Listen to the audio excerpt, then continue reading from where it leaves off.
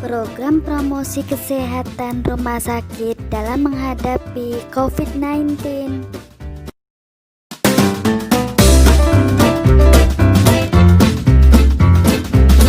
Program promosi kesehatan dalam menerapkan protokol kesehatan di rumah sakit. Pertama, pengukuran suhu tubuh kepada pengunjung yang datang ke rumah sakit. Pemakaian masker, jadi semua pengunjung maupun pekerja rumah sakit wajib menggunakan masker. Yang ketiga, cuci tangan, jadi melakukan cuci tangan sebelum dan memasuki kawasan rumah sakit. Yang keempat, penerapan jaga jarak atau social distancing. Jadi, antar pengunjung lainnya dan antar pekerja semua menerapkan social distancing.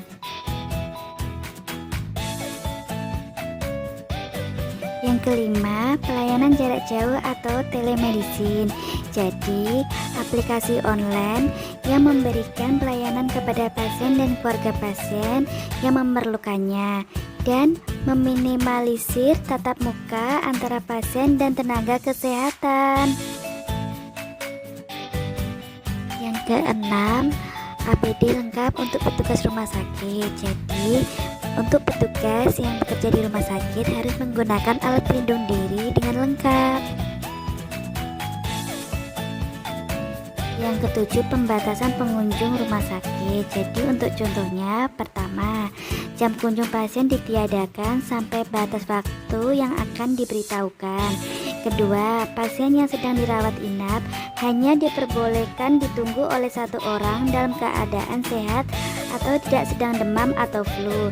Yang ketiga, pasien rawat jalan atau poliklinik yang memasuki gedung rawat jalan hanya diantar satu orang pengantar untuk mengurangi kepadatan.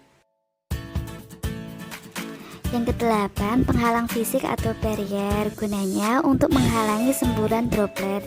Jadi pembuatan penghalang fisik ini antara petugas dan pengunjung sangat membantu dalam mencegah terjadinya perpindahan virus.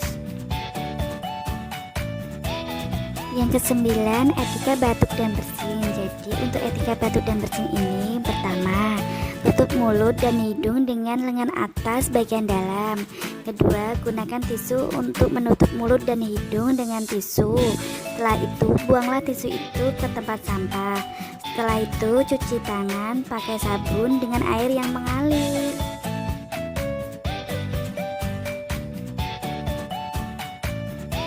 Langkah-langkah rumah sakit dalam menghadapi virus COVID-19. Pertama, pengendalian teknis. Kedua, pengendalian administratif. Ketiga, penggunaan APD. Untuk pengendalian teknisnya, pertama ada pengaturan jarak antrian sejauh 1-2 meter.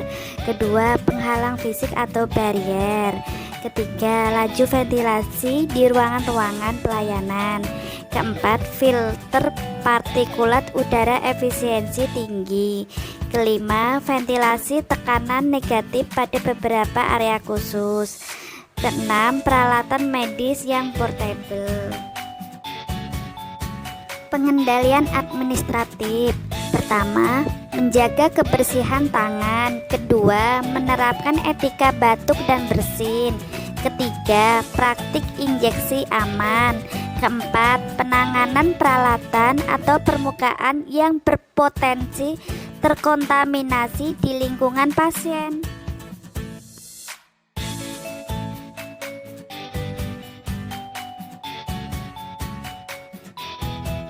Pelaksanaan program penggunaan alat pelindung diri atau APD. Urutan penggunaan alat pelindung diri. Pertama, gunakan pakaian dan sepatu khusus kerja. Kedua, cuci tangan dengan air dan sabun. Ketiga, kenakan tutup kepala bedah. Keempat, kenakan masker pelindung sesuai dengan kebutuhan aktivitas. Dan jangan lupa untuk melakukan pemeriksaan setiap akan memasuki daerah atau ruangan terkontaminasi. Kelima, kenakan sarung tangan lapisan. Keenam, kenakan kacamata pelindung. Ketujuh, kenakan gaun isolasi bedah. 8. Kenakan sarung tangan lapisan luar. 9. Pemakaian alat pelindung diri selesai.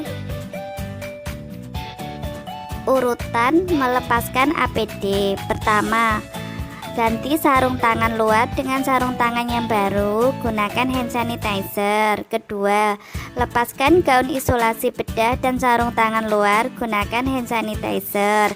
Ketiga, lepaskan kacamata pelindung, gunakan hand sanitizer.